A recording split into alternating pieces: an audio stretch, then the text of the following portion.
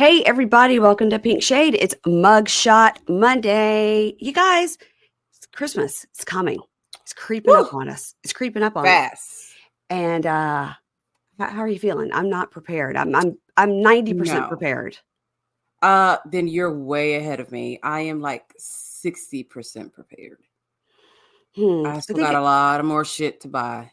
But everybody in your family is local, right? Yes. Okay. So at least you've got that. I don't have to mail anything. Yeah, with us, I've got to mail to, Mississippi, Pennsylvania, Indiana. I've just got like a lot of that going on. So I've got to get everything to the post office on today, Monday the 16th, or it's not going to make it. And so I've just been frantically getting these boxes together of gifts. And then my husband's sick and he kind of shuffles in like, can I help? I'm like, get out of here. Don't get me sick. Get out of here. Oh my God. So at least your people are local. So you've got that going. They are local. Yes. I do this every year. Every year I'm like, I'm going to start early. And I literally start around the same time every single year.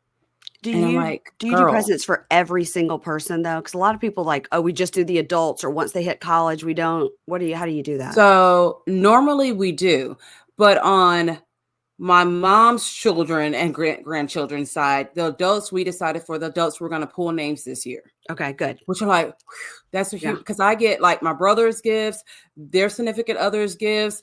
And I mean, it's a lot and it starts to add up and just, so we actually pulled names this year, which great. But of course the kids get stuff, and I still get my mom something, my dad something. Yeah, of course. The in-laws, but it's mostly Skylar's still in the range of she still gets gifts from other people. But of course we buy all of her Christmas stuff as well. And same with my stepson. So so it's just a little bit easier this year. But then I have a niece, like my nephew turned a year at the end of November. So it's like Christmas gift, birthday gift. My niece's birthday is the 18th of December. So it's like, we have a brother-in-law birthday that I think is tomorrow. I haven't done anything about that. I'll have to just email him a gift card. I'm just like, this is all I can do. Like, it's a lot. It's a lot. And I do start early, and like, I do have things like bought in advance and stuff. But then I start to like, with the two kids, I'm always like measuring, like, okay, this one has seven presents and 2 are good, and the rest are just like filler. And then the other one only has 1. But in my mind, the price is the same, but they don't know that. And you're just like, that's how I feel with the kids, like, because I'm like, the little kids parents going to be counting like this kid. Because let me tell you, those motherfuckers are like that, especially the 2 moms. They will literally count, go that one. I'm like, what the fuck? Like, stop. I'm always, I mean, Christmas is, I sent Dave last night at Instagram. It was a Leanne Morgan comedy bit she does about, run around tearing her hair out around Christmas, and people just sort of flit in and out going, do you need help with anything? You're like, well, it's December 24th. So I think we're good, but thanks. And so I guess he like got onto the kids because today they were like trying to be super helpful. Okay. That's, I just want everyone to stay out of my way. Can I help you? I'm like, you getting out of this room and not speaking helps me a lot. Is helpful.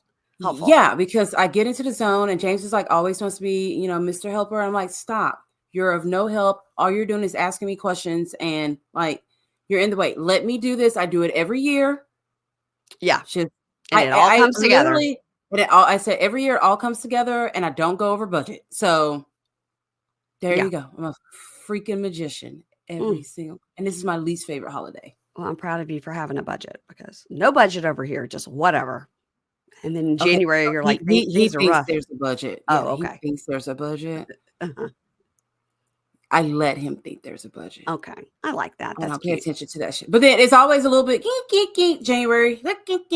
Like, oh, okay. Yeah, we don't need January to gets a little weekend. Yeah, January gets a little stressful. I think that's everyone right there. Then we have Skylar's graduation and just all this shit. It's just like, oh, yeah, I saw that. Congratulations. Thank you. And did you say she's taking a year off and then she's going to go get a master's? Or is she going right into getting a master's? So she finished this summer. She's been working. Right. She absolutely hates this job, like with a passion. And she's going to go back in the fall to start her master's. So Smarty, just get it done. Yeah. Like, get it done. Get it done. Get it done. I can't imagine like taking a break from school and then wanting to go back. I'd be like, you may as well just keep it rolling and do, while you're in the practice. She learned the real world's not so fun, huh?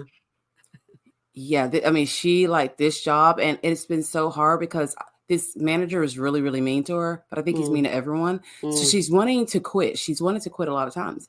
Yeah. And I really want to say, quit that job. Fuck that job. Fuck him. Fuck everybody. Yeah. But I'm like, no, you don't quit a job until you have another job. There's people there depending on you. You've got you don't let him steal your thunder. This, and that. And she has been working me behind the scenes. But Mom, I'm so stressed out. My blood pressure's up. Like, how do you know your blood pressure's up? Because that's what the shit they say. Like, you have not. She got blood pressure's up. My anxiety's up. I'm like, I'm still stuck on the blood pressure part. Like, how do you know that your blood pressure is up? I'm not saying that it's not, but did you actually like physically check it? And yeah, but I have stuck to my guns, and it has been very hard, challenging for me. But yeah, but she's gonna go. And then the manager got fired. Good. See. And we told her, like, you know what? If he's really acting like this, they're going to catch wind, and watch. He may not be there. Last week, she texted me. He got fired. Good. Okay, good. See? All's well that ends well. It's a Christmas miracle. That's right. Well, while we're talking about Christmas presents, I want to tell you about something I'm very seriously looking into, and it is Sono Bello. Oh. Okay. So it's lipo. It's LAL. It's laser assisted lipo. That's what they call it. Okay. And so I've been looking at these before and afters. And I was telling you before we started, I was like, you need to go and check out those before and afters, because you're like, okay, that before picture definitely looks like me. Right. And I would like to look like that after picture. Exactly. And I want to get my belly done. Yeah, I do too. So, lipo doesn't have to be a bad word. I mean, I think that a lot of times like lipo, and it also seems like maybe like an old timey thing, but it's not an old timey thing. People still do it all the time. They do their whole body, but this is LAL, laser assisted lipo, and it's pretty incredible. But Sono Bello right now is offering a friends and family holiday saving event, so everybody can get the friends and family. Now I assume this means like if you work there or like your sister works there, that you get a deal. But so what they're doing is giving that deal to everybody, all the customers. Oh. So you get the same price that the friends and family pay, but appointments are limited. So you have to, try to get in. So you could go to their website and find one near you. And I've seen them places. I'm like, should I go in there? Should I go in there? We see the billboards all the time. And I'm like, I want that. I need that. I know. Yeah. The before and afters, you're like, I look like that. So Sono Bello doctors are masters in micro laser fat removal. It's a brilliant technique that removes stubborn fat permanently. So you could do it on your problem area. So for a lot of people, it's your tummy or it's your love handles. Some people will have it on their thighs. I've got one thigh that's fatter than the other. No, I do. It's always been that way. It's really weird. It's my right thigh is fatter than my left thigh. Are you the only person who notices that though? Like, is it just you? No, I had some mean boys pointed out one time in high school, and I probably weighed, I probably weighed 100 pounds, but it was still noticeable, even though when I was like super skinny in high school. But yeah, but it's okay. But that's why I can't ever wear side zip pants, because it's uneven. That's just going to work out. That's true. So you go and it's one visit. You go and get this done, and they keep you comfortable during the visit, and you got to eat healthy. You got to do your workouts. You still have to do all that. Like there's no magic wand to replace that. But if you want to lose that stubborn fat in one visit, you're going to check out sonobello.com. So save big during Sono Bello's Friends and Family Fall Savings Event. Schedule your free consultation now at sonobello.com/pinkshade. That way we will get credit for sending you there. And when I log on to make an appointment, which by the way, my husband says he wants to go too, it's sonobello.com/pinkshade. And then that way they will know that we sent you. So thanks to Sono Bello for sponsoring this podcast. Awesome. Okay. That's exciting. I know. Listen, I really gotta get on that. Like, I'm not even kidding. 2025 is going to be my year. Probably said that in 2024, but I have said it the last year for the last 25 years. Oh, and maybe this is going to be my big one. Maybe coming up. Yeah, maybe it's going to be. Maybe. Listen, I hope so. Like I've always said, I'm not going down like that. I gotta keep it tight and right. That's right. All right, we have a new season here. It is Love During Lockup. Season 55. No, season 5F. I don't know why I said 55 because there's so many fives. It's season 5F. It could be. Season 5F. Can you believe they didn't switch it to season 6? It's all new people. Yes, I can. No, I actually can. Logically, they should have switched it up to a new season, but we have been riding this Matt Sharp train for a while now. And he just don't care about the seasons. He don't care about seasons, episodes. All he cares about is the name of the episode. That's it. It's crazy. So season 5F, episode 51. Okay. So I disagree with this. I think it should be season 6, episode 1, but nobody asked me. All right. We're going to start with Tia and Rob. It's okay. Tia and Rob. So Tia is in Bayshore, New York. She is 32 years old. She is a medical records supervisor. And Rob is also 32 years old, and he is in for first-degree robbery and credit card fraud. Okay, so we get their picture on the screen immediately. I love her immediately. I mean, other than being dumb and dating a prisoner, I loved her immediately. Well, I kept getting confused because she looks like a totally different person when she has on makeup. And when she doesn't have on makeup, she has on makeup, she looks 30. Without makeup, she looks 55. I was kind of like, wait a minute, what is going on? Like, I mean, it is a drastic difference. It is. You're right. Yeah. I like her spunk. I like that she recognizes her thickness. And, you know, I'm all about that. Yeah, I liked her. So we open and Rob is calling Tia on the phone and they chat and, you know, about all the sex they're going to have. And he says, I'm fuck you right through the wall. I mean, how do you do that? And she's like, not the wall, huh? Yeah. Like, who's going to replace the wall? Like, am I going to be stuck in the wall? Or are we going to have to call the fire department to come help me get out of the wall? Like, it sounds good, but we need to go through the steps and the what ifs before we do this. Logistically, how's that going to work? Yeah. How's it? I need to know. Yeah. So she says she's plus size, big personality, big career, big woman, big ass titties, big ass booty. And she goes, my ankle's kind of big too, but that's okay. Cankles. She has cankles, and that's okay. I thought that was funny. I mean, I thought that was funny. And it looks like she got a nursing degree because they show a pic, and she's in administration now with medical services supervisor. So she does have a career and a good job.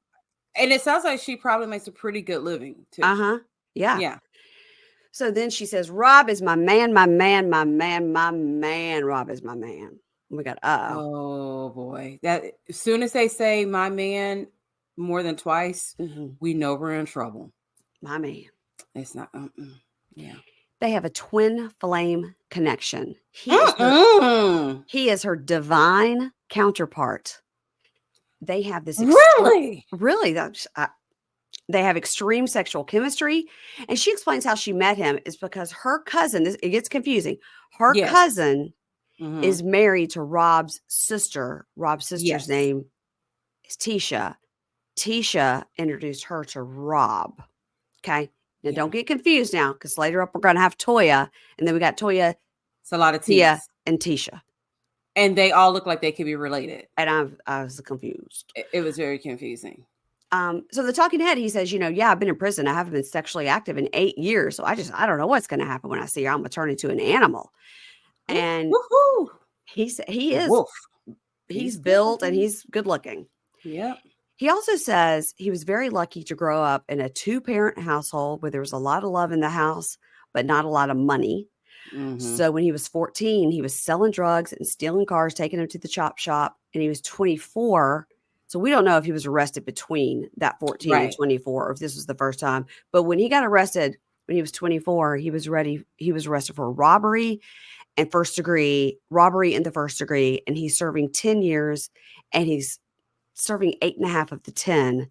He's ready to go out, be a productive member of society, leave that life behind. And then the producer asked, what's on your neck? He has a scar. And he said he had to have a surgery for a hyperactive thyroid. And he was like, yeah, nobody stabbed me with any violence, is what he said. But he wants to have cosmetic surgery to get that scar off. He is too good looking. He looks like he's got a lot of dog in him. Uh-huh. Looks like he's got a lot of dog in him. Uh-huh. He's saying all the right words. Yeah. They always do. He is pretty good with the prison talk. Just Tia, we are worried about you, girl. I'm worried about her because I just really liked her right away. I was like, she's fun. I like her. Now she may end up being completely crazy, but she's fun. I liked her right away. I do too, and which makes this even worse. Yeah. So then on their phone call, she's like, what are you like looking forward to? He goes, well, I'm, excited about our life together. She's like, you're so sweet. And he says he wants to, get with some strippers right away though. And she's like, what? And he goes, are you going to come with me? You going to sit at home? Or are you going to sit at home and I'll just go with my homeboys? And she was like, all right, now when's the strippers happening? And he goes, well, the week I come home, probably. And he says, on the first day, I want my family to come over and cook and have a big family reunion. And she says, we're going to be fucking all over the house. So you said for the first 2 days, it's going to be just me and you. So now you want the family to come over? Well, he hasn't seen his family. So, I mean, I don't see anything wrong with him wanting to see his family. And you can still do all the wall fucking that you still want to do, like before they come, after they leave, all of that. I am concerned about the strippers because, for one, she's saying this is okay. Yeah. She's trying to be the cool girl, Keisha. She's trying to be the cool girl. The cool girl would say, you know what? You have been a dog on a chain. I'm going to let you loose. What happens when a dog is let loose? They run around. They piss on shit. They shit on shit. They fuck every dog that they want to see. They see strippers. They smoke weed. They become full werewolves. So you want the man after he's done with the transformation and he comes back to being a man. She's messing up. He has let her know already with the strippers that he's ready to be wild. And she's the Keisha plan. They just, I'm going to start selling it on those prison websites. I'm going to say, here's Keisha package right here. Like right here. Keisha, that is such a good idea to sell ads. Like when you log into Data Inmate, it probably has ads over here for different things. Shower shoes, ramen noodles, right under that Keisha plan. I think so too. Now look, I'm going to put my face on there. I don't need prisoners like trying to contact me to be their sugar mamas or anything like that. I am trying to help the women because they just set themselves up for like disappointment every single time. Yeah. These guys need to go out and let it loose. They do. Let them howl at the moon. So she says, all right, well, I thought, and he goes, listen, you can, I know you're like desperate for this big D. I know you are, but we can do both. Like the people can come over and then we can fuck all over the house. Yeah. So, and then I'm probably going to go see some strippers and never come home again, but whatever. At least for 5 days, she ain't going to see nor hear from them. So now Tia goes to meet with her favorite cousin. Toya is her favorite cousin. Now, Toya is a cousin who is married to Tisha, and Tisha is Rob's sister. Tisha is, in fact, mute. She doesn't. What? She does. No, I'm just saying. I thought like she actually was diagnosed with muteness. I was like, wait, what? No, I'm just saying she's mute. She never says one word. I was like, I missed that part where they like said that this woman was actually really mute. I'm like, how did I miss that? No, she just literally says nothing. And like Tisha speaks for her, Okay. She's like, even she thinks. I was like, why can't she speak? Because I guess Tisha already knows everything because she looked through her deck of cards. So, that's right. She doesn't feel the need to say anything. So, yeah. How long did it take her to set that up on that pier? Like, what are we doing? Are we having public tarot readings now? Why go to our house? There was probably a sign out there that said tarot card readings today from 4 to 6 p.m., $25 a reading. Yeah, so it's a public park. Don't tell anybody. I know. Okay. So, Toya starts the tarot reading and blah, blah, blah, tarot reading. The card means this, blah, blah, blah. So Tia tells us in the past, she was in a very abusive relationship, a physically abusive relationship. And she was to the point where she had bones broken and we saw a terrible picture of her foot. And she says, one day I realized I had to go and she cries. So we don't get any other information about what exactly happened for her to flee the situation. Obviously the whole situation is extremely traumatizing. And she goes, and I definitely never wanted to get into a relationship, but everything in me was telling me just to give this guy a chance, but if this doesn't work out, like I'll never be in a relationship again. I was like, well, don't never say never, but it's not going to work out. It's not going to work out. And here's the thing about it is that I have noticed that it's people who come out of these bad relationships and they, for whatever reason, think that it is a safe space for them to date someone who's in prison because they lack all the access to be able to hurt them. Yeah. Right. Until they come home from prison. Until they come home. Yeah. So, Toya says, my mother-in-law, which of course will be Rob and Tisha's mother, has been coming to me for a few days now. And Tia tells us that Rob's mom died a long time ago. So okay, that threw me. I was like, I'm really thinking this woman has been calling her on the phone. Well, I really think this, and then she said the mom was dead. So not only is she a tarot card reader, she is a medium as well. Yeah, she had said she's a psychic, and so now she's a psychic, medium, tarot card reader. She's everything. She does it all. She's all the things. Okay. Yeah, she does it all. Now, if she's an astrologer, then she's got a 4-way business. She's good to go. Yeah. She just does it all outside. Palm reader. Close to her nature. Yeah. All the things. So Rob's mom really wants you to know that she's there for you. And it's time, for him to find a good woman and settle down, basically. Mm-hmm. And Toya goes, but when he gets out, things are going to move quickly. And it might be within a month that he wants to move in with you. And she goes, yeah, technically, I don't know where he's staying. And Toya and Tisha, the married couple, say, well, we do know the young lady that he's staying with. It's a family friend. We do know her. And Tia's like, wait, what now? Excuse me? A family friend? Huh? Female? Oh. She says, I didn't know that. I didn't know that. And now, if you talk to this man as much as you say, and he's your man, why don't you know where he's living? That's a pretty important question to ask. Because we do see that he gets out this season. Like nobody else is getting out. He's getting out. Oh boy, this is bad. Which means they'll be on the next season. So Toya says, what I'm seeing here with the cards is you have to find a way to keep this communication open. And I'm really seeing it more on your end than his end. Well, it seems not, because he hadn't told her where he's living. Yeah, that's a lack of communication right there. But another reason I think Tisha was so dead quiet, because she's like, my brother is a dog. And I wish that we would have never looped in Toya's favorite cousin, Tia. And I also wish we didn't all start with the T.I. in our names, because it's rough. Yeah, that's really, really confusing. And Tia, your cousin is really not your friend, because she would not be hooking you up with a fucking prisoner. Like, I hate when they say, oh, my friend. Like, that is not your friend, because your friend would try to help you get on Match.com or ChristianMingles.com or something like that. Not Prisoners or Us. Like, no. Dateaprisoner.com. Yeah. So in the talking head, Rob says, yeah, I'm going to be paroling to Brooklyn. We didn't know each other well enough for me just to move in with her. That's smart. That's smart. That was smart. Yeah. He says, but I haven't exposed to her my entire living situation, because I don't think she's going to wholeheartedly approve of it. She's going to be upset. So she doesn't need to know right now. And talking to Ed, she says, things are starting to not make sense, and that worries me. And if he's playing me, it'll break my heart. Well, I think he is. And the only way that it's okay for him to be living with this lady is if that lady is like 105 years old. Then it would be cool. We said a young lady. So, yeah. Y'all, I think a great stocking stuffer will be Lumi products this year. It's a great thing to give to people. And they were like, oh my gosh, I didn't even know about this.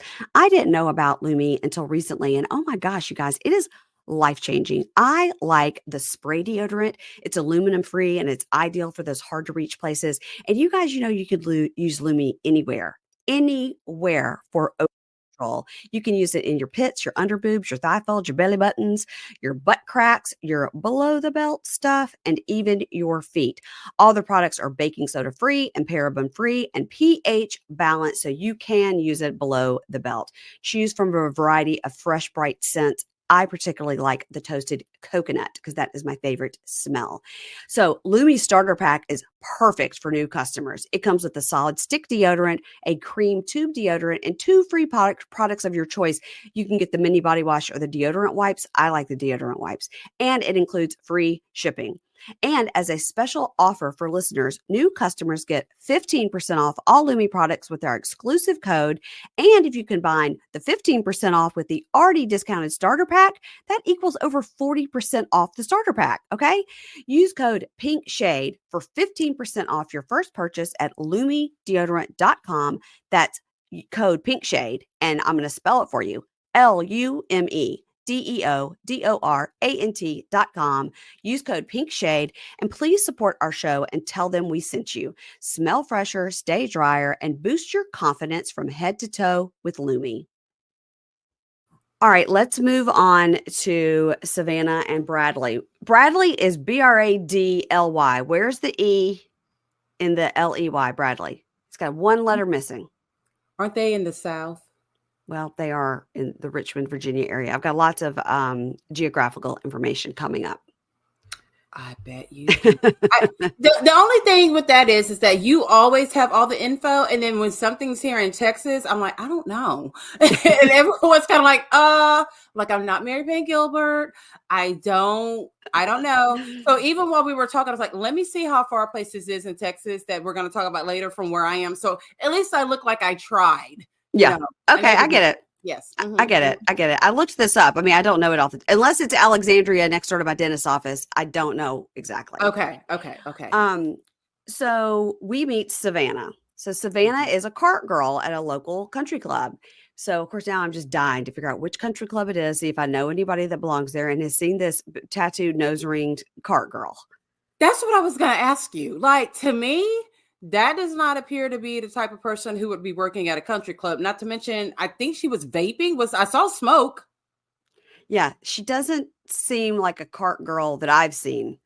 They usually look like, girls in college or whatever that are, pretty cute and they're trying to get those tips and they're wearing their short, Yeah. She's got the cute part, but everything else a little bit trashy. Let me give you a funny cart girl story. There was a college graduate that was a cart girl at the country club where we belong to. And everybody thought she was like so cute and everything. She was so great. She ended up starting to date, not like a member, but somebody that had come to play golf with a member. Okay. Mm-hmm. So I think she was like not asked to come back. It turns out she, the next year, was like the 5th grade teacher at the kids' school. No. Yes. And so she wasn't John's teacher, but she was my friend Mary's daughter's Kate's teacher. They loved her. But it was so funny because when they went to back to school night, Mary and Chris, the parents, went to back to school night, and Chris is like, don't I know you? Aren't you the cart girl from the country club?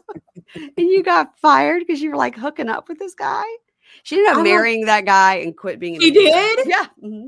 Oh, it was so that it all worked out the way that it should have. But she's just like young and blonde and cute and, like very elementary school teacher vibes. That's usually what you see. That's what I was thinking. I was like, this just not fit the mold of what a country club worker, especially the snake tattoo. Right. I'm like, how did she get the job? It's questionable.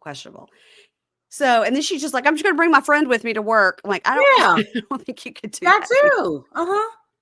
So, like, okay. I'm going to research this country club. Don't worry. So, Savannah is a cart girl. Her friend Maddie is with her on the course. So, Bradley, her man, 28, in prison for transportation of a firearm, calls her and she goes, "Oh, how you doing? I haven't even looked to see when you're bitch. 20 days till you're released, bitch." I was like, "What? Why are we?" She's constantly calling him bitch. I mean, so when they were showing like the commercials for like the upcoming season and some of the things, I get that. I seriously thought she was talking to her friend who was there when she's like, "Bitch, we've got 20."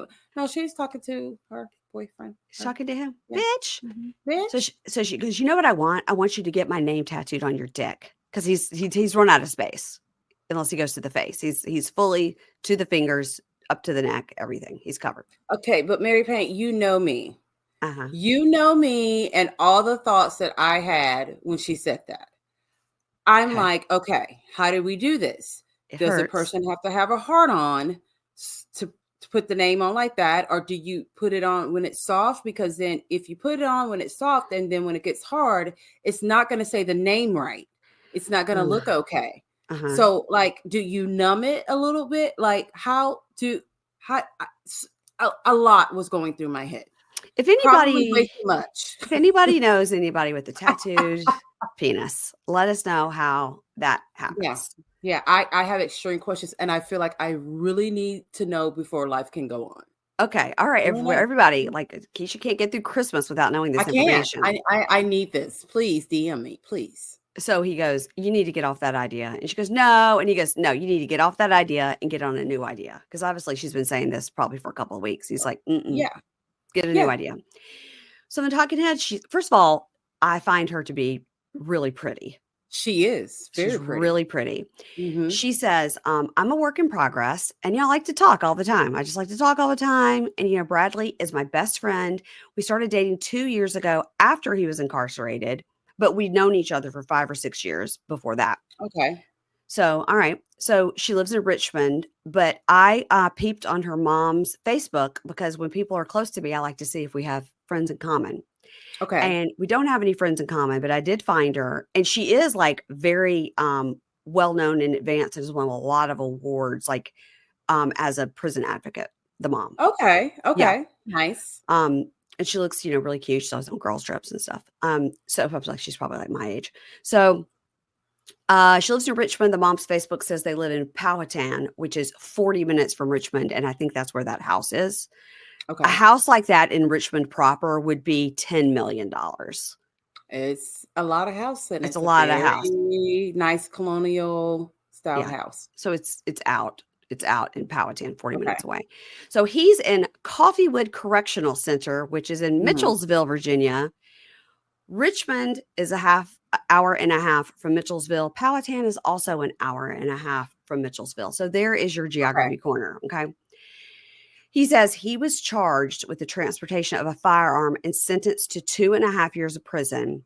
But we see his charges, and I don't know why they just say, maybe because all these charges were dropped and they only send him to prison. They go and they like plea it down or whatever. I was thinking the same thing. I'm like, why did they skip over so many and only highlight like a couple of them?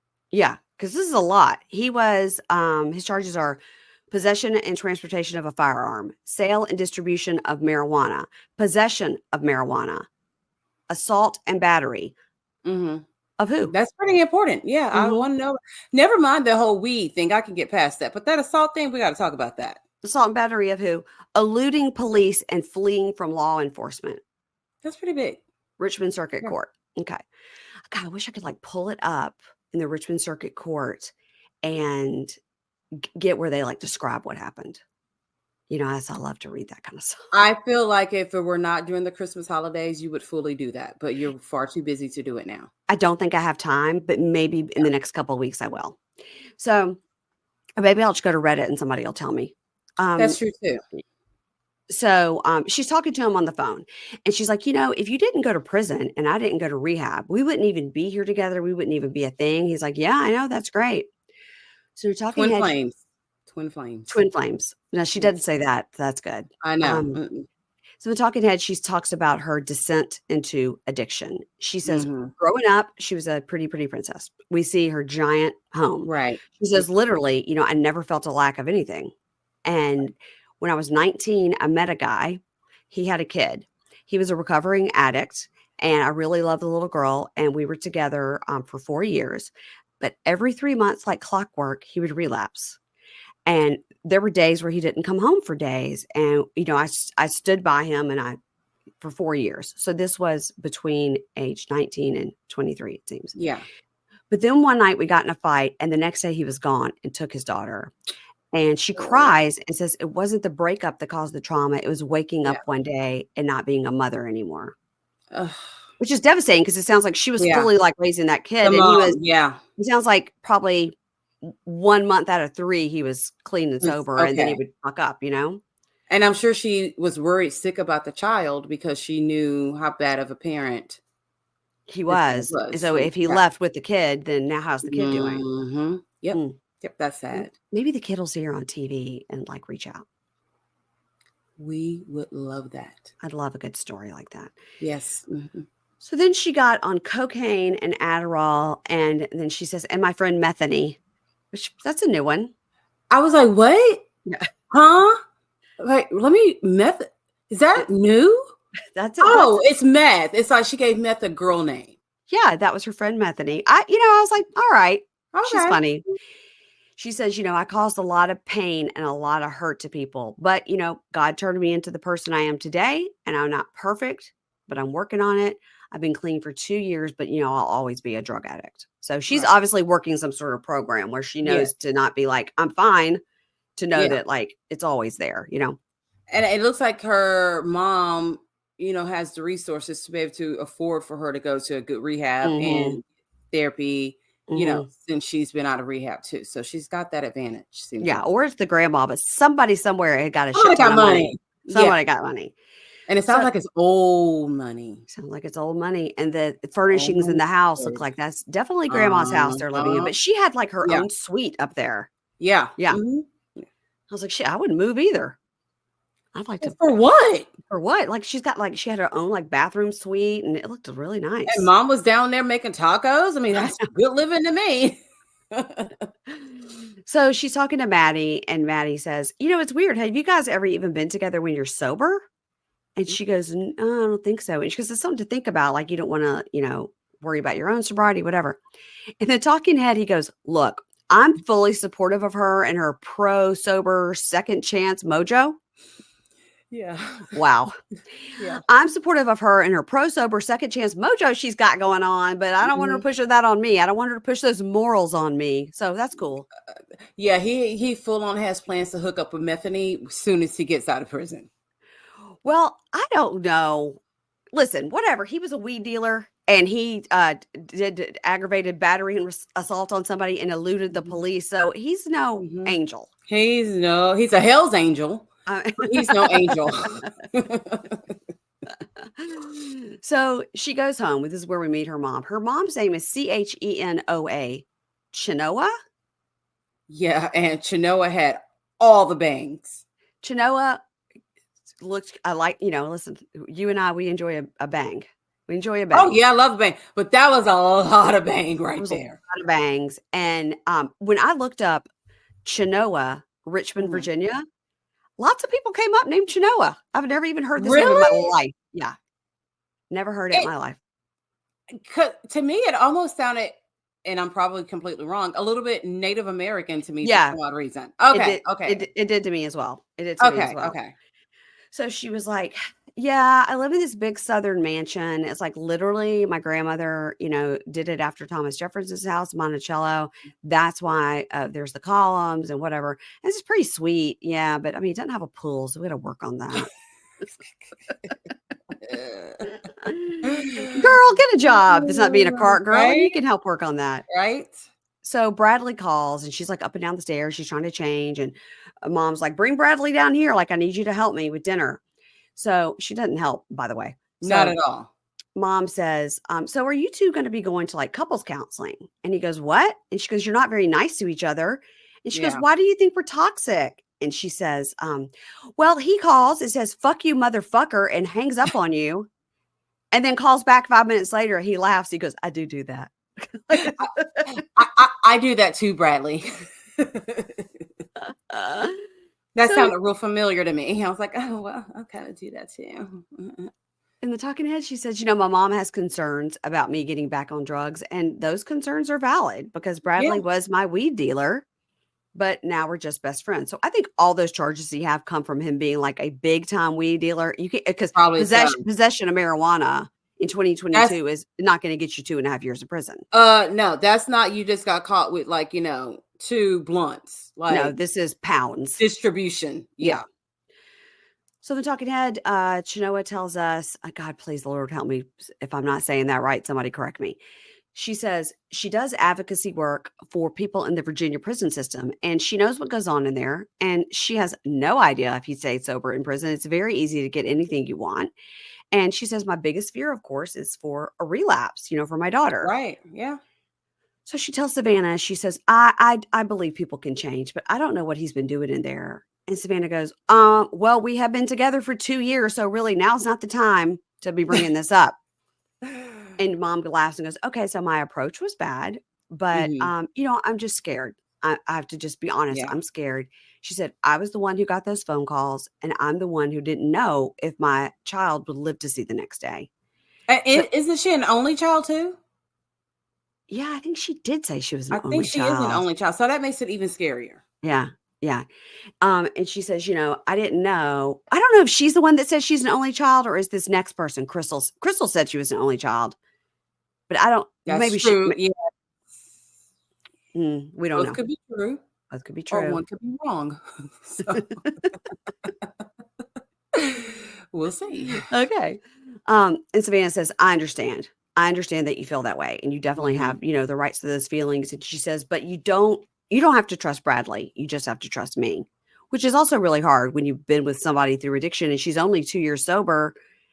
And as the mom, so it's probably hard, it's hard for her to trust her. I get it. And Bradley has already let us know he's not trying to hear about no sober living and 12 steps or any kind of shit like that at all. He doesn't want those morals pushed on him, Keisha. And I can't say he's going to be very supportive of her while she's still going through it. Yeah. I don't see it going anywhere good. I don't. Probably not. But maybe he'll fuck her through the wall. Good God. Okay, let's move on to Sam and Krystal. Okay. Sam is 29. He's an EMT. Krystal is 29. And she is in prison for aggravated assault with a deadly weapon, and they're in Tyler, Texas. Keisha, how far is Tyler, Texas from you? 3 hours and 17 minutes. I had a couple of friends in college that were from Tyler, Texas. I don't know anyone from Tyler, Texas. Not that I Lee Agnew, Tyler, Texas. Right. Kelly Gallerano, Tyler, Texas. I just came up with How is it that you know more people from Tyler, Texas than I do? Because I went to Ole Miss, and a lot of girls go to Ole Miss that are from Texas. A lot. Okay. Yeah, a lot. So, all right. So he's an EMT, and he's has just dropped somebody off at the urgent care, it seems, with his partner, Kevin. And so Kevin says, well, how's it going? How's the wife? And he goes, yeah, she calls me all the time. Right on time. Sure does. Now, immediately, I think Sam is a Southerner. But no, he's just putting the shit on. He's from the Northwest. He's not a Southerner. Yeah, I'm from Texas, and I don't even talk like that. Yeah, he's putting it on. I didn't like that. Don't fake it. I don't like a fake accent. Like, it is what it is. Yeah. So, he tells us Krystal is the love of his life. He was married before to his high school sweetheart, but you could tell he made her very unhappy. So it was best to get divorced. And we see pictures of them, and they look like goth. Yes, they did. They look like goth and sad. Yeah.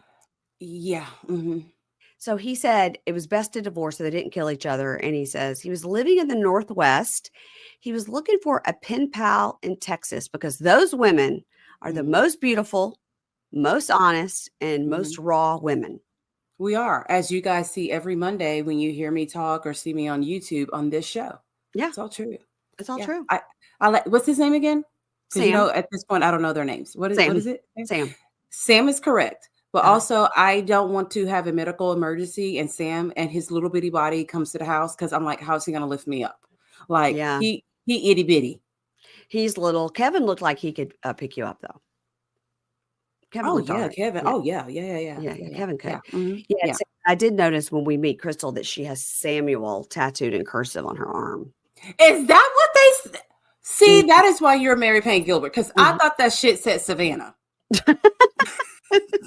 No, it says Samuel, and I did watch it on my. I watched it on my TV. I didn't watch it on the screen. Oh, okay. Sorry, I don't know why. And I watched it twice. I thought and I was so confused. I'm like, she doesn't have kids. I'm like, was Savannah her mom? Like, I really thought that said Savannah. No. Okay. That is funny. That is funny. So, okay, high school sweetheart, Texas. Okay, so we're talking to Eddie. They're both kind of telling the story about how after 3 months of talking, how they met, and he says, because she's like, he reached out to me, and I couldn't believe like this good-looking guy would want to talk to me, and I was like, right. And we'll stick with guy wanted to talk to her. I mean, some of the pictures he did look good-looking. Not the ones that I saw that he sent to her. some of the pictures, but then I was like, okay, well, all right. He does have nice eyes. If you're in prison, I mean, yeah. And he's a professional, so all these things are good. Yeah. Pretty good. So yeah. He says, after he met her for the first time, he decided he would move to Texas and figure out how to marry an inmate. I'm sure his family was thrilled.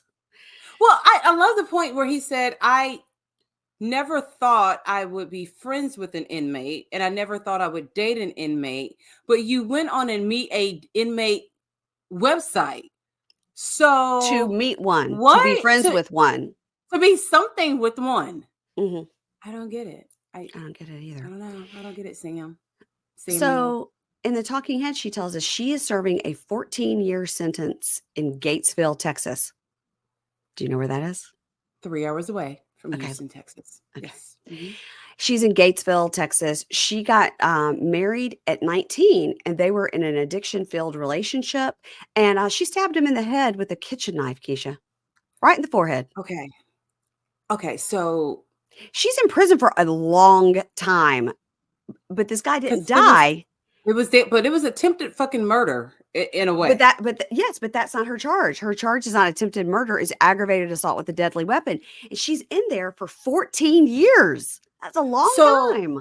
Mary Payne, do you think she got the knife and like held his neck and then just tried to slice him across the forehead? What did she do? Like, I don't know. It seems to me like she just picked it up and went at him and got him in the forehead. And like, does he have brain damage now? Like, what happened?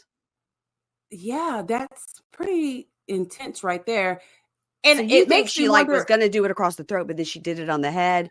No, I don't think. I didn't think she grabbed his throat and just sliced him across the forehead.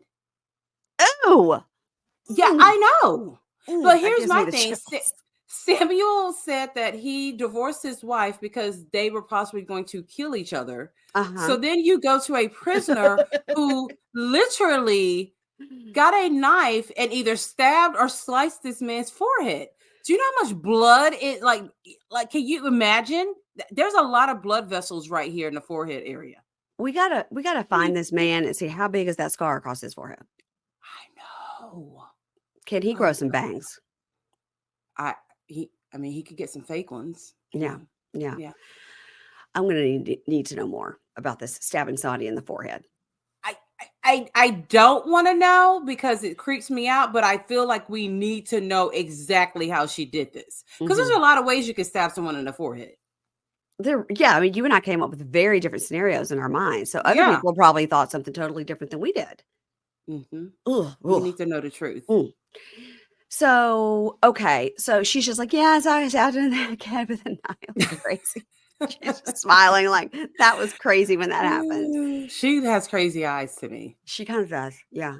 And so she calls him and they do kind of like, hey, boo-boo, he boo-boo, the wifey, bam, bam, bam, a little bit. And Kevin walks in and he's talking on the phone to Krystal and he says, I'm excited. I'm going out this weekend, with my buddy Cameron. I haven't seen him in a while. And she goes, I don't like that. I don't like you going out with Cameron. I feel like he's always trying to get you to go around girls.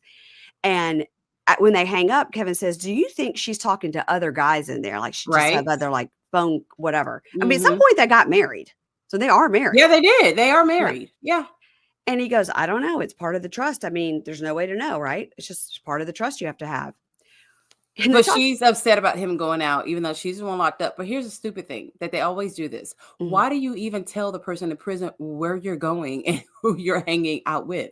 Right. It's not like they're going to find out. They can't have your location on. No. And if they call you and you're up in the club, just run outside for a second. Yeah, because in the club, we're all thin. That's right. Okay. So in the talking head, he says, Krystal, she could be a jealous little munchkin. She doesn't want me to go out and be social. It's like she's the puppet master and it's hard to be the puppet, but she's the woman I love.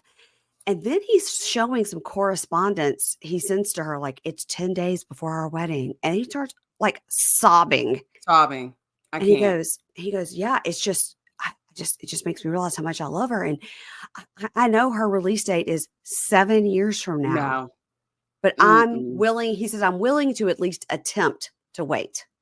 Okay, that's not very promising. That's a lot of ifs. To wait. Yes, it is. Yeah. He's not sure about this. He's willing to attempt it, to wait. So yeah. On the talking head, she says, yeah, I do love him, but I don't trust him. We've been married for 2 years, but it's all only surface because we've never had like the sex or the physical or that in-person bond. And, I think he probably has some secrets, because I'm not going to be completely honest with him. Here we go. Now, we already know from what's coming up that she's very into money. So she definitely probably's got some guys on the side. Definitely. Okay. Here. She'd be like Lizzie and is going to have to get an assistant to keep track of all the things. She probably doesn't pay the assistants though, because that bitch looks scary to me. She has dead eyes. She does look a little scary. She does, even with the glasses on. Like, usually you throw a pair of glasses on someone, they look like a sexy librarian or something like that. Like, she looks like a fucking serial killer. Yeah, I think it's too bad in prison. Like, you can't wear your contacts; you got to wear your glasses all the time. And don't they give you like prison issues glasses? Like, I think you've got your normal glasses. No, I think you don't get to pick your frames. It's not Warby Parker. So we open this next scene. We come back from commercial, and it literally says across the screen, 7 years until release. Wow. Okay. Sometimes it's like 1 day out or 10 days till release. This is 7 years. Yeah. I mean, so we could be following this couple for a while. I hope not. So the phone rings and it's Riri, and he answers and he goes, "Hey, Riri." And Riri says, "Can you bring me a few things from the store?" And he says, "Get fucked." And just laughs and laughs and goes, "Okay." He goes, "All right, I will. Okay, I'll be there soon, Riri." I was like, I'm almost offended as someone who's from Texas. Yeah. That in his head, that is how we all sound, like country bumpkins. Like, we do not sound like that. It didn't even sound Southern. It sounded like country bumpkin. You're right. Yeah, he needs. We want to hear your real voice. Like, it's gonna come out. They're gonna get into an argument, and his real voice is gonna creep out. That's right. So he says Rita is his closest friend in Texas. It's Krystal's grandma, and we see her house. Do we think he lives at her house? I was wondering the same thing, because when he was putting up like the stuff that he got for her, I'm like, he kind of looks like he may live there. Because he went in the other room to change, but it could have just been he brings his clothes with him because after work he goes to Riri's. I don't know, possibly. So, but he worked 65 hours a week. He didn't have any time to go to Riri's. Jesus. So we see her house. Now, the first thing I see is that she has word art that says beach house. Yes. To which I looked up. Tyler, Texas is nowhere near the beach. I mean, Mary Payne, you don't have to be near the beach to love beach aesthetic. Okay, that's fine. Ashley Darby did her whole house in beach aesthetic. I remember when she first got that new house. Yeah, Real Housewives of Potomac. She looked at the beach theme. I was like, what's your beach? Is it the Potomac River? Because that's all we got. Yep. So in the talking head, he says, Rita comes as a package deal with Krystal. And if you're not willing to look after Rita in the best way that you can, Krystal won't be satisfied with you. And Rita and I at this point are a symbiotic organism that just works together. Okay, what? Like two things in the ocean that just work together. Okay. That woman had a whole cane. Like I think no. This is really weird, and it takes a lot for me to get weirded out. I was a little bit weirded out by this whole. I was weirded out, but Krystal tells us that her mother died 3 months after she went to prison, which is really sad. Yes. And her dad was never in her life, and she was an only child. So she really ever only had her grandma, Rita. And Sam and Rita have a great relationship, and like she loves that. I think we are going to find out. Kind of like it got weirder. It gets weird. The more they talked. It gets weird. In the talking head, Rita says, "Well, Sam's just great. He helps me with everything, all the chores and everything. He's heaven sent." So now they joke around about Krystal being jealous of their relationship. And is she the first wife or the second wife? And in the talking head, she says, "Listen, when he first came around, I think he thought there was going to be more to this relationship. And I just told him I'm not interested in that." Like, what did he do to make you feel that way? And is she joking and she just has a deadpan sense of humor and we don't know her well enough to know that? Well, I don't know, because there seemed to be a twinge of jealousy whenever they were talking about the first wife, second wife. She goes, "Well, am I the first wife?" Like, yeah, this is kind of ick. It's a little bit. It's a little icky. It's a joke that I would never say get fucked to like an 85-year-old woman. I mean, well, you know my mouth, so I can't make that promise that I would say. But it was kind of weird that's your wife's grandma. It's too familial. Too familiar. Yeah. So Rita says, are you willing to wait 7 more years? And, I worry because you guys fight and mostly about money. And then he tells us that he has spent about $102,000 on her in the last 4 years.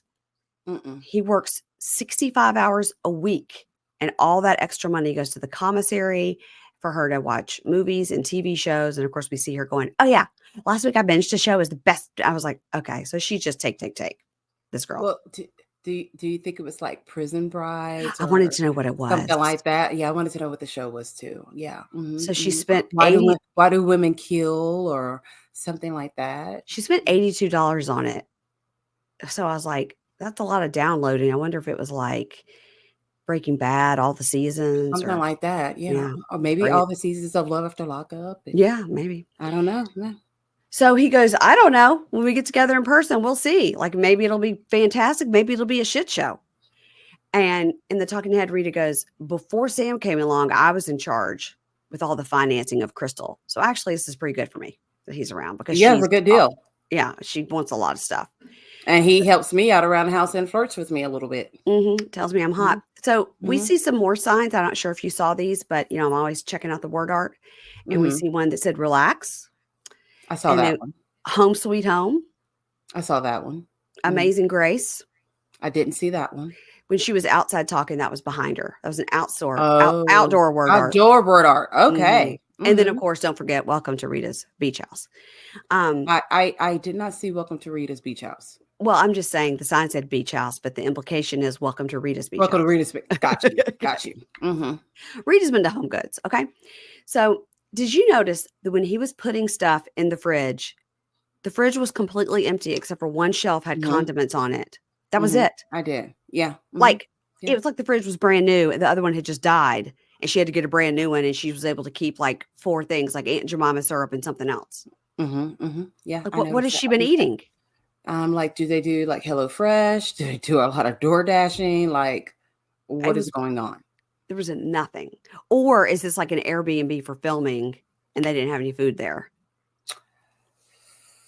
I didn't pick up on Airbnb vibes. You're always real quick with that. Because it looked lived in. Other than that. It did. It was weird. I don't know. I guess we'll see next week when they show the house again. Yes, we'll find out. So in the talking head, she says next month. Yeah, sorry. Next month, she's going to meet up with the parole board. And there's something she hasn't told Sam. Like, what is it? Definitely, she's got these other guys that are giving her money. Well, why do you even need to tell him that? Well, let's see. She's meeting with the parole board, and there's something she hasn't told Sam. So maybe it means she's gotten in trouble in prison. So her parole is probably going to be denied. It's not like 90% sure she'll get it. If she's done something violent in prison, then they're not going to let her out. Well, we know what she could do with a kitchen utensil, so I won't put anything past her right there. Or she did drugs in prison or something and got in trouble for that. She looks like she runs a prison gang, is what she looks like. She kind of does. She kind of does. All right, let's move on to Kate and Hunter. And oh boy. First of all, Hunter is hot. He is hot. That he is. I also read he has 2 kids. Really? Did you read that on the Reddit? No, it was on the Love After Lockup Instagram page. They kind of like did a breakdown of the couples a little bit. Really? And his was the only one that I saw something that we didn't learn from the show. Everything else we got from the first episode. But yeah, he's got 2 kids. Okay. All right. All right. So we meet Kate and Hunter. Okay. They're in Scottsdale, Arizona. So she's in the car with her cute dog and she goes to meet with this dog trainer, Jose. And of course, Jose says, he's not doing as good as he normally does. Would your dog be stressed for any reason? Now tell me your story. It's like so stupid. Yeah. Jose they totally talked about that. Jose should have worn like his name of his business on his shirt or something to get some promo. I agree 100%. So she goes, yeah, I think the dog is stressed because he feels the energy shifting because Hunter's about to get out of prison. That dog didn't know that. Yeah, that has no idea that is going on unless you're just acting a plumb fool at home because he's getting ready to come out. That dog has no clue. That dog is a husky and probably was like, why the fuck am I in Arizona? Like, I need to be in Alaska. It is too hot. You want me to come out here in this heat and do training? Yeah. Yeah. Yeah. Oh my God, that made me cry. That gave me a good point. Okay. So, okay. So she says that yes, Hunter is sexy and charming. She's like, have you seen him? I mean, come on now. Yeah, she met him at a local coffee shop. He was the barista. And she says, we dated casually for a year before he went in. And we see lots of pictures of them like smooched up and his hand on her ass and stuff. And Talking Eddie says, my interest in Kate was sex oriented. But then we actually formed a real relationship. And he says, yeah, I was charged with driving under the influence of pot three times back to back to back. But we see his other charges, and they are as follows. Aggravated DUI, driving with a suspended license, identity theft, forgery, credit card theft, burglary in the second degree, shoplifting, and the kicker, aggravated assault. They never like to focus on the assault thing. I don't know if that's like a production thing. Yeah, I don't know, and maybe they just don't want to talk about that because we got to get that over on Prison Brides with the murderers and stuff. Something like that, yeah. But when you first started like reading off his charges, I'm like, are we talking about Hunter or Karen Hooger? Because suspended license, driving under the influence, like Karen. So here's what I'm thinking. So he aggravated DUI means he'd gotten 3 in a row, but I think he probably lost his license on the first one. So then he was driving with the suspended license. And then I bet he either got somebody's license, pretended it was his, like got a fake one. And that's the identity theft and the forgery. I can't account for credit card theft, burglary, second degree shoplifting. All of that could have happened from his barista job. He could have been like lifting credit card receipts. But aggravated assault, there's no explanation for that. Nope, there's not. He's most definitely a bad boy. So he's been incarcerated since November of 2022. So he calls her and he's like, listen, I got to tell you, I ran into a little problem in prison. She goes, what is it? And he goes, well, you know, I got in trouble with one of my sugar mamas. What? What? So then we find out that he has a bunch of sugar mamas that she helped him get. What? And she said, it is like helping your husband cheat. It's crazy. She says, I signed him up for writer prisoner because, you know, it takes a lot of money to be in there. And I'm a yoga teacher and I can't support him financially. So he goes, listen, here's what happened. You know, I've been really good. I've kept it under control. But I had this video visit with one girl and they got flirty and pulled out some sex toys and it got X-rated. And I got written up for sexual activity on the camera. And she's like, oh my God, what? But she's not that upset. Like basically he's fucking some other girl. And didn't he say like someone heard him? So I was like, oh, things got pretty. I mean, basically he was self-pleasing himself. Sounds like I'm sure. And they heard that and he got caught. Yeah. But I'm like, she can't get upset about that. He's trying to make money. But my question is, when he gets out, you're still just going to be a yoga instructor. How do you expect for him to make money? He's going to lose all of his sugar mamas. OnlyFans? I don't know. I don't know. So she goes, you know, I feel bad for those women, but it is what it is. So he goes, look, it's going to be fine. I think the most that would happen would be I'll get a sanction of 30 ERCs. And she goes, what is that? And he goes, early release credits. So we don't know if 30 ERC means 30 days, right? 30 months, 30 weeks. So she goes, I don't know. I think maybe you just need to start the process of breaking up with these chicks. And he goes, yeah, I should let them all down. And she goes, yeah. He goes, you're over it, huh? And he goes, but you know, in all honesty, like I need them. I need them to eat and make phone calls. And she goes, well, how much are you getting from these girls? He goes, I don't know, like $2,000 a month. And he says, he said it's tricky because all of these women think they're going to be with me when I get out, and they all think they're picking me up.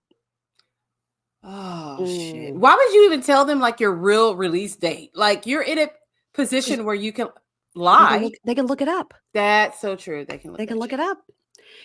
Oh, so he tells us, he goes, yeah, like, I mean, it's not great that I'm doing this, but it's a great way to make money in here. And, at one point I had 40 women and I had to narrow it down to my roster is now a strong 10, but, yeah, I'm sorry about it. But in my mind, I'm like, okay, so let's just say they filmed this a year ago or 8 months ago or whatever.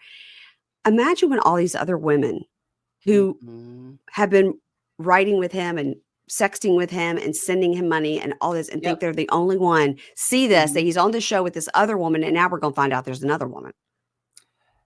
Yeah, that's a lot. And why do you need $2,000 a month when you're in prison? I don't know. To gamble and you can win all that money like Rob. I don't know. The other Rob. Okay. Rob and Tinny. Mm-hmm. Yeah. So he says, yeah, they think they're all bae, wifey. They all think they're going to pick me up. It's kind of a mess. It's a big mess. It's a big mess. What if they all show up? He's going to the thing is that we've seen on this show, the women just call up the prison. Like, I'm looking for this person. Is he out? Oh yeah, he gets out in the morning. So they can find out. Yeah. And she goes, will you please send me a list of these women? And he goes, yeah, you're not going to contact them though. She goes, probably not. So why do you need the list? I'd want the list. I'd be looking them up to see if they're better looking than me. Okay, I would do that too. Okay. So he says, listen, you're the only one I've ever been like super honest and open with. I really want you to know how much I love and appreciate you, that I'm able to like talk openly with you. And she goes, yeah, okay, well, you need to handle this and no more risks to your release date with these women. He's like, yeah, I'm going to try. Yeah. She says she just loves him and he makes her feel brave and smart and strong and sexy. And she's never considered marriage until she met him. I don't know why a prisoner would ever make you want to consider marriage. Girl. This motherfucker's not even free. But I mean, they have had lots of sex before. So it must have been really damn good. Yeah. Yeah. So maybe he fucked her through the wall. Maybe right through the wall. Maybe that's all, and then her yoga poses and all that too. She's very limber. Yeah. So very bendy. So in the talking head, he says, I'm hopeful I'll be with Kate for the rest of my life. I am. But, it's gotten complicated with one of the women. And if Kate finds out, she's going to blow a gasket. So, I mean, it's safe to say that he's got complete interest in another woman. We switch to this other woman. Okay. And we see her phone and it says, my hubby. Now, you don't all know, like bae, wifey, hubby, we use all these things, but sometimes they really are married. Oh, remember, sometimes they do that, like on the paper, they get married. So, we switched to another woman. So her phone says my hubby, and we could see her dog, we could see her house, and they show just a little bit of the side of her face, and they show a little bit of her face next on the previews, and she's not as hot as Kate. Well, we haven't seen like a full face. Yeah. I'm just saying, from what we saw, she doesn't look as hot as Kate, but maybe that doesn't matter. Maybe he's not after that. Maybe he is after for a week or so, and then he'll flee like the rest of them do. Always. This is going to be pretty juicy. It's going to be very juicy. So this season on, we get a lot of quick cuts about what's going to happen. Yeah. But we do see, of all the quick cuts, we do see that Rob and Tia, brother of Tisha, brother-in-law of Toya. Yes. I got all that right. That's a lot. We do see that he gets out of prison. And the fighting soon starts after he gets released. Yeah, they're at a hotel, and then she's mad because he wants to go see his family. And now that's crazy. It is crazy. Be mad, but she wasn't that mad about the strippers. No. That's fine. Strippers, but the family was way too much. Now you're going too far.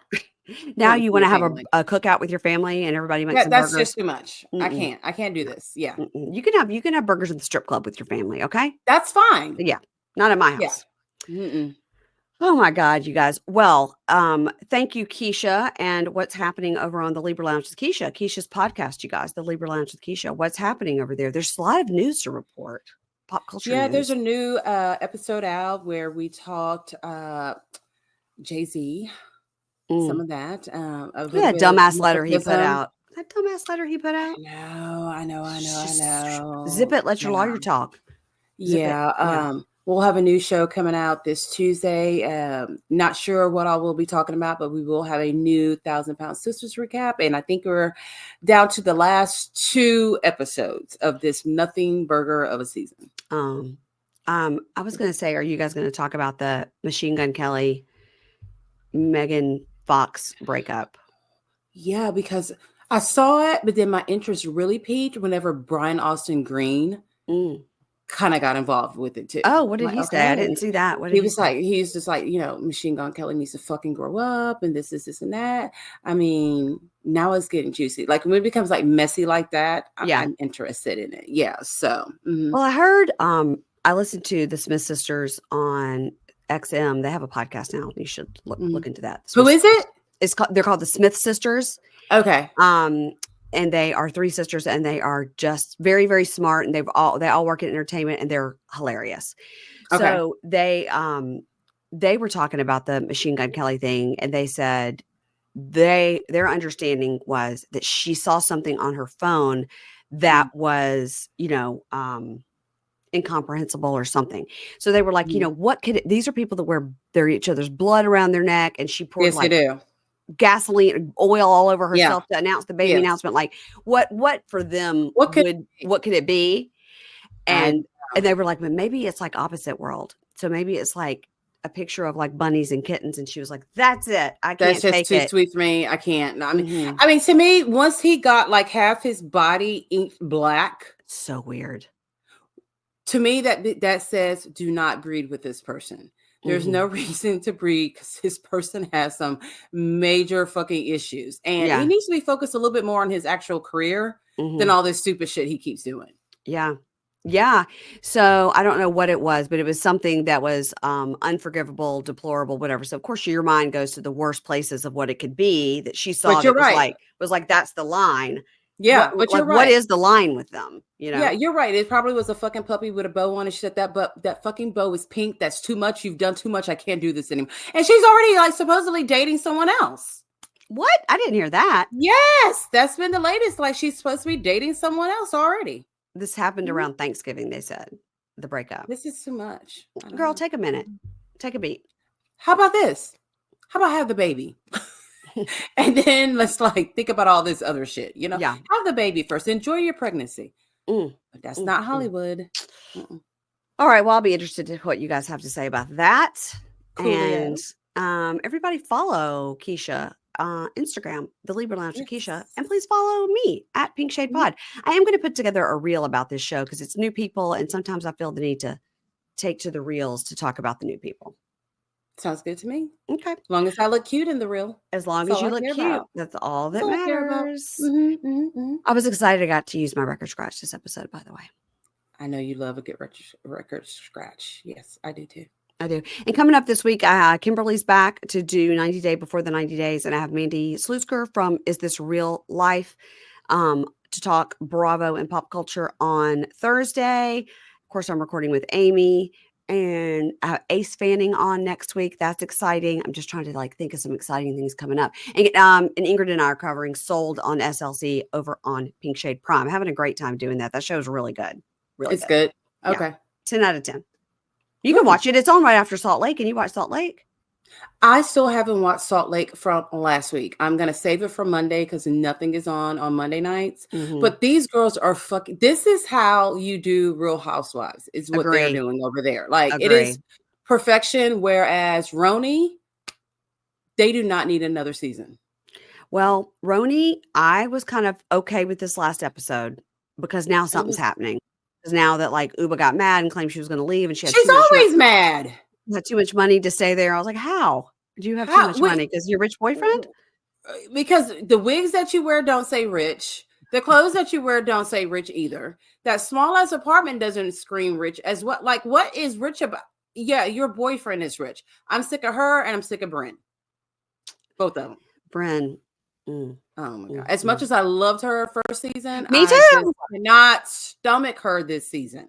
I just can't do it. Same thing. The second season, I'm like, you're not getting it like you were. Anyway, I think it's going to be interesting to see what is the big fight because, you know, Jessel said on some panel she was on, Jessel said somebody like gets sent home on a plane from Puerto Rico. Holy shit. So who's it going to be? I think it's going to be probably going to be Uba. Bryn or Uba. Yeah, most definitely. Because everyone else is pretty okay. Yeah. Those two, they love to fight about nothing. It's just crazy. Yeah. All right. Well, everybody, sold on SLC Bravo this Thursday. And that's what's happening. And make sure you're following me and following Keisha. Okay, bye. Bye.